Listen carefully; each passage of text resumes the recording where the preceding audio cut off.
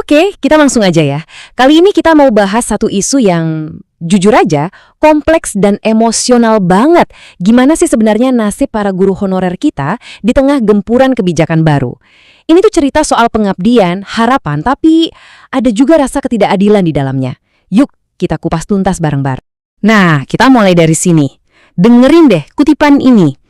Menyayat hati. Kata-kata ini datang langsung dari seorang guru honorer di Garut. Dalam banget kan? Ini langsung nunjukin kalau kita nggak lagi ngomongin soal aturan atau birokrasi yang kaku. Ini soal perasaan, soal nasib, soal pengabdian ribuan pendidik yang dipertaruhkan. Oke, biar kita semua ngerti alur ceritanya, ini dia roadmap kita. Pertama, kita lihat dulu soal penantian panjang guru honorer.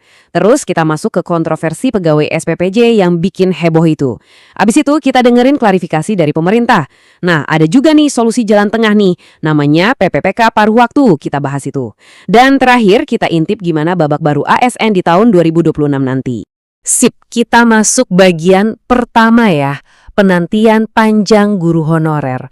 Ini tuh akar masalahnya. Soal pengabdian bertahun-tahun yang nasibnya, ya gitu deh, serba nggak pasti.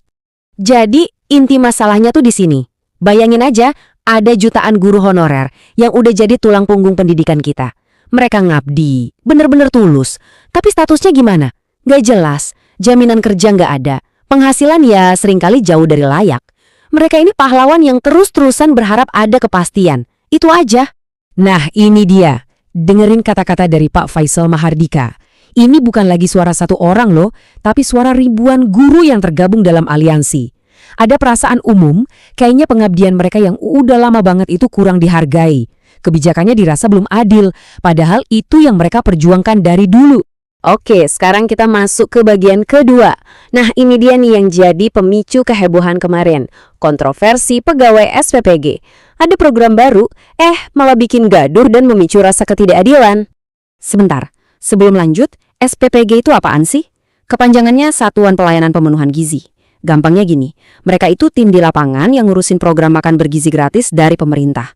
Penting buat kita tahu siapa mereka, karena ya mereka lah pusat kontroversinya. Coba deh lihat perbandingannya. Kelihatan banget kan kenapa banyak yang protes? Di satu sisi, ada guru honorer yang jalannya panjang, berliku, seleksinya ribet, kuotanya terbatas. Di sisi lain, muncul pegawai SPPG, program baru, tapi kok kayak dapat jalur tol buat jadi PPPK?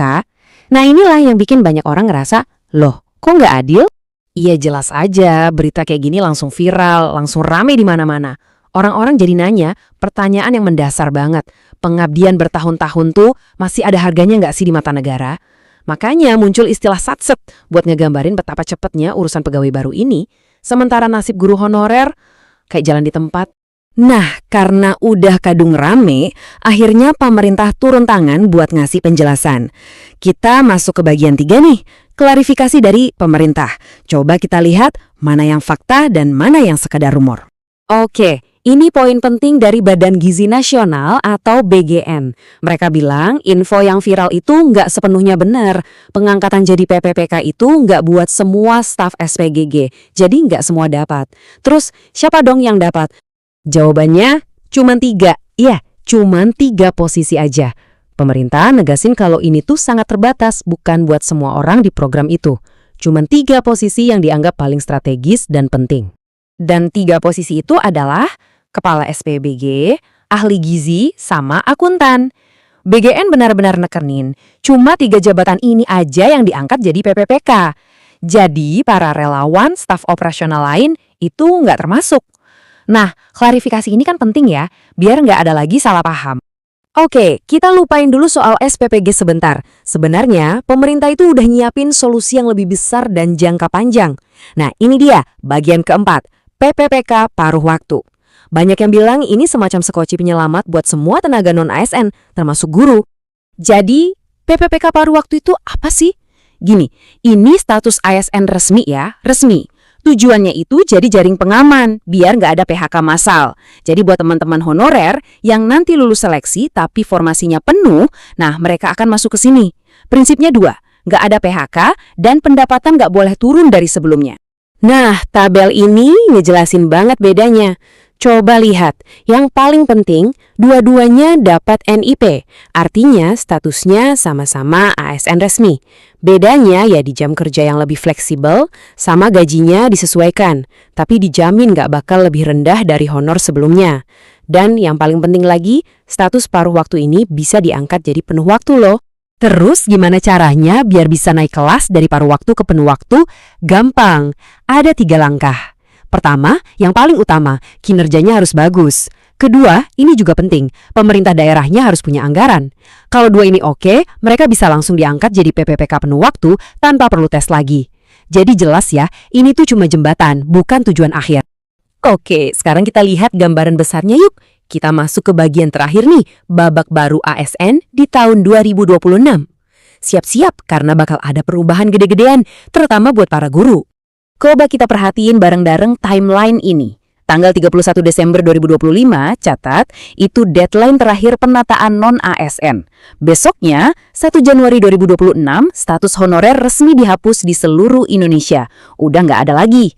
Terus, Februari 2026, itu jadwal pengangkatan 3 posisi SPPG tadi. Nah, yang paling penting buat masa depan, mulai 2026, rekrutmen guru bakal beda banget. Nah, ini dia perubahannya yang super penting. Setelah 2025, rekrutmen guru baru itu bukan lagi lewat jalur PPPK, tapi dialihkan ke jalur CPNS. Kenapa? Tujuannya biar para guru punya karir jangka panjang yang lebih stabil dan sejahtera, ya, termasuk dapat jaminan pensiun yang jadi ciri khas PNS. Jadi intinya apa sih buat kita semua? Pertama, mulai 2026 nanti, pegawai pemerintah cuma ada 2, PNS dan PPPK. Titik, gak ada lagi honorer.